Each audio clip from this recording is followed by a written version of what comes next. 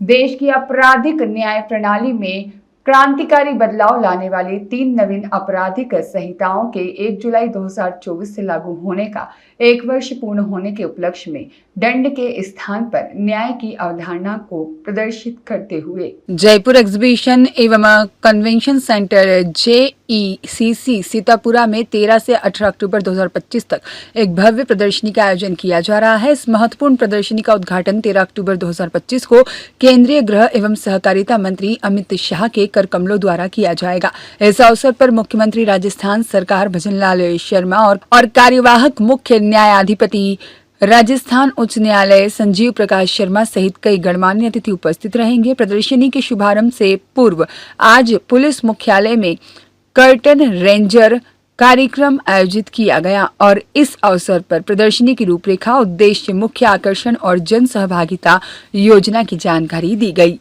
जब से नया कानून लागू हुए हैं उसके बाद से देश के विभिन्न भागों में प्रदर्शनियां हो रही। कुछ समय पहले दिल्ली में हुई थी और अब राजस्थान में कर रहे हैं। मूल उद्देश्य यही है कि 100-150 साल बाद आपराधिक कानूनों में परिवर्तन हुआ है, बहुत बड़े परिवर्तन हुए।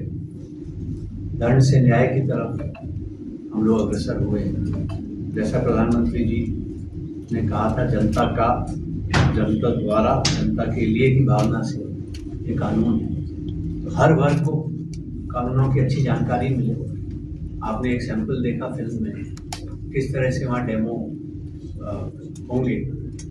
प्रदर्शनी बहुत अच्छी बनी है, अलग अलग ब्लॉक्स में है। हर ब्लॉक एक अलग हिस्से को दर्शाएगा और जब आप देखेंगे तो यहाँ आपका सस्पेंस खराब नहीं करेंगे, आपको महसूस होगा। प्रदर्शनी के बाद एक बड़ी सभा है, क्योंकि माननीय गृह मंत्री जी आ रहे हैं, तो मुख्यमंत्री जी की मंशा थी कि इस अवसर पर एग्जीबिशन के उद्घाटन और सभा के साथ साथ राज्य सरकार के अन्य कुछ प्रोजेक्ट्स का भी उनसे लोकार्पण, शिलान्यास या उद्घाटन करवा लें। उसमें सबसे प्रथम जो rising Rajasthan global investment summit पिछले साल दिसंबर में हुआ था, उसमें जैसा आपको विदित है 35 लाख करोड़ से अधिक के MOUs हुए थे और करीब 7 लाख करोड़ के जो प्रोजेक्ट्स हैं उनका ग्राउंडिंग हो चुका है। मतलब मौके पे उन पे काम शुरू हो चुका है।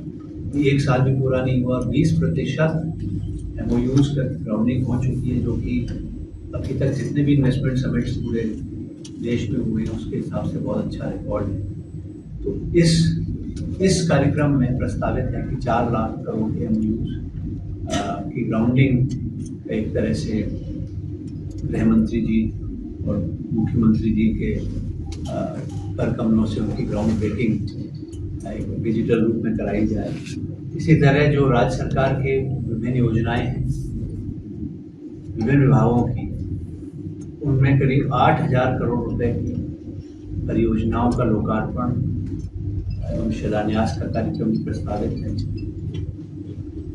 हमारे स्कूल के विद्यार्थियों को स्कूल यूनिफॉर्म के पेटे करीब 47,000 विद्यार्थियों को 260 करोड़ रुपए उनके DBT से उनके खाते में ट्रांसफ़र करेंगे, वो भी इसी कार्यक्रम के दौरान प्रस्तावित है।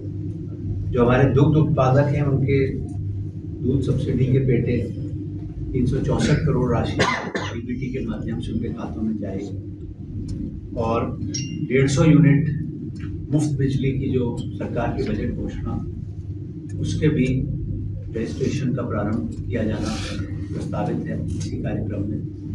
और विकसित राजस्थान 2047 जो विजन डॉक्यूमेंट बना है, विकसित भारत 2047 जो प्रधानमंत्री जी का विजन है, उसके आधार पर अलग अलग राज्यों ने, अभी तक कुछ राज्यों ने अपना डॉक्यूमेंट तैयार किया है, तो राजस्थान का भी डॉक्यूमेंट तैयार है। उसका विमोचन और लॉन्च भी इस कार्यक्रम में प्रस्तावित है। तो नए कानूनों की एग्जीबिशन के साथ साथ ये कुछ गतिविधियाँ हैं जो और प्रस्तावित की गई। मैं समझता हूँ कि मुख्यमंत्री जी की पहल है और जो राज्य में जिस तरह से तेजी से काम हो रहे हैं, प्रदर्शनी प्रारंभ की जा रही है, जिसका शुभारंभ माननीय केंद्रीय गृह एवं सहकारिता मंत्री श्री अमित शाह जी के द्वारा किया जाएगा। इस प्रदर्शनी का उद्देश्य ज़्यादा से ज़्यादा लोगों तक नए आपराधिक कानूनों की जो विशेषताएं हैं उनके बारे में लोगों तक इस बात को पहुंचाना है कि किस प्रकार से जो अपने औपनिवेशिक कानून थे जिनसे हम लगातार लंबे समय तक जो चलते रहे उनको किस प्रकार से गत वर्ष बदलकर 5 वर्ष से अधिक इस संबंध में केंद्रीय सरकार द्वारा विभिन्न स्तरों पर लंबी चर्चा और काफ़ी इस संबंध में शोध अध्ययन करने के उपरांत इनको लागू किया गया। उनमें क्या विशेषताएं हैं, किस तरह से ये नागरिक केंद्रित हैं, किस तरह से ये पीड़ित केंद्रित हैं, किस तरह से इसमें टेक्नोलॉजी को बढ़ावा दिया गया है, किस तरह से इसमें ऐसे प्रावधान लाए गए हैं कि पुलिस और जो अन्य विभाग संबंधित हैं आपराधिक न्याय प्रणाली में उसमें पारदर्शिता ज़्यादा आए। उन सबको किस तरह से इन नए कानूनों में समावेश किया गया है, किस तरह से यह सुनिश्चित किया गया है कि न्याय प्रणाली में तेजी आए। कई स्थानों में समय सीमाएं निर्धारित की गई हैं जिससे कि न्याय मिलने में लोगों को देरी ना हो और साथ ही साथ महिलाओं और बच्चों की सुरक्षा को प्राथमिकता देते हुए कई प्रावधान इसमें किए गए हैं।